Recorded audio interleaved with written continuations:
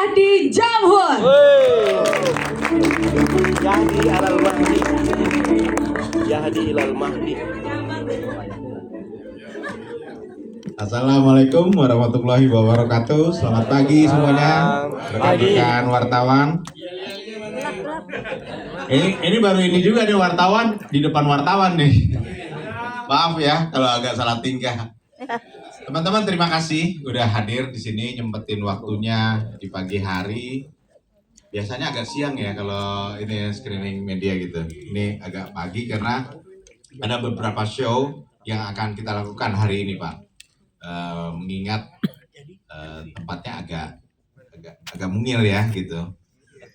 Jadi mudah-mudahan semuanya flow-nya bisa berjalan lancar di setiap show, di setiap studionya. Teman-teman, film ini buat saya pribadi menjadi seperti mimpi yang jadi kenyataan. Karena sekian lama sebagai jurnalis, sekian lama membuat dokumenter, series, akhirnya dapat dikasih kesempatan untuk bikin film layar lebar ini ya, gitu ya.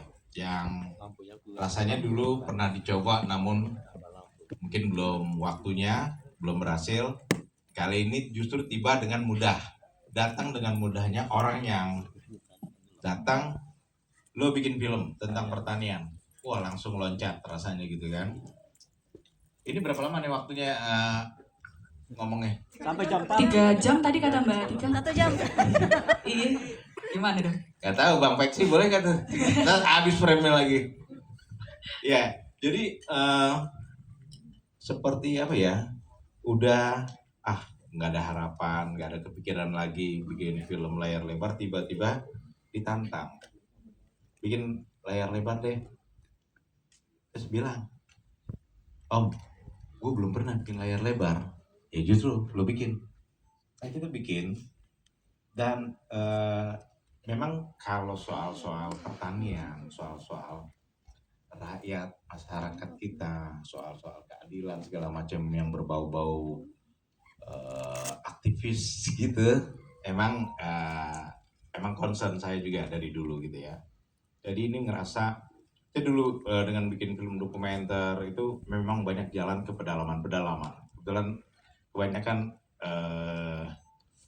dokumenter etnografi. Orang yang ngasih jalan saya bikin dokumenter juga ada tuh.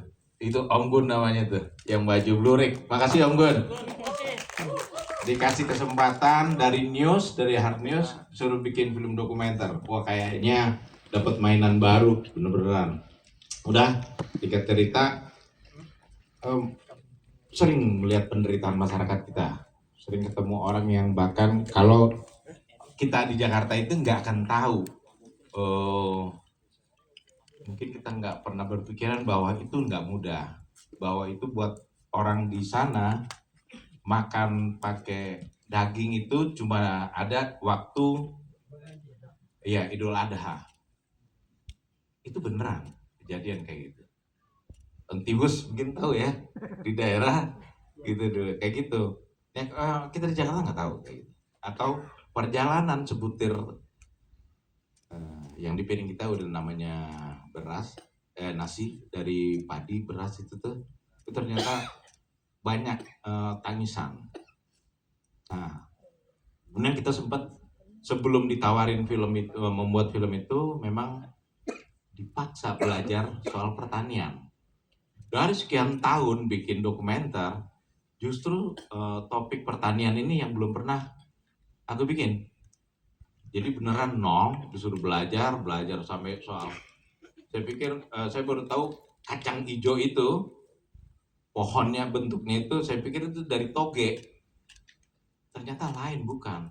Nah beneran dari nol tapi pelajar cepat sampai akhirnya suruh ditantang bikin film itu ya udah ini ngerasa kesempatan. Dan bagaimanapun juga ruh sebuah film itu adalah skrip, naskah yang luar biasanya dikerjakan Mbak Swastika. Berapa lama ya ngerjainnya? Nggak sampai 1 bulan draft 5 selesai dan kita eksekusi. Entah setan apa juga yang ngerasukin bisa secepat itu nulisnya. Dan banyak hal yang menurut kami sementara, mudah-mudahan buat teman-teman juga kayak gitu melihat ini banyak di film ini, banyak idiom, banyak dialog, banyak gestur segala macamnya itu yang relate dengan keseharian masyarakat kita di desa. Film ini juga pengen mengingatkan kita juga asal kita dari mana, Indonesia Nusantara itu seperti apa, dan mencoba memaparkan ada satu persoalan di sektor pertanian kita, di petani kita yang itu terjadi udah terlalu lama. Mungkin petani kita itu susah hidupnya mungkin 50 tahun lebih berlanjut gitu ya, sejak awal-awal tahun 70-an gitu. Aku petani itu termarginalisasi karena kapitalisasi industri pertanian, kira-kira gitu. Dan kita di film ini menawarkan salah satu metode, salah satu cara yang bisa meningkatkan kesejahteraan petani, kira-kira gitu. Masa enggak? Selamat datang Mas. Ini penyiar paling Senior. yang masih bertahan. Kira-kira kayak gitu Marcelo. Sekilas saja biar Oke. nggak ini. Biar nggak apa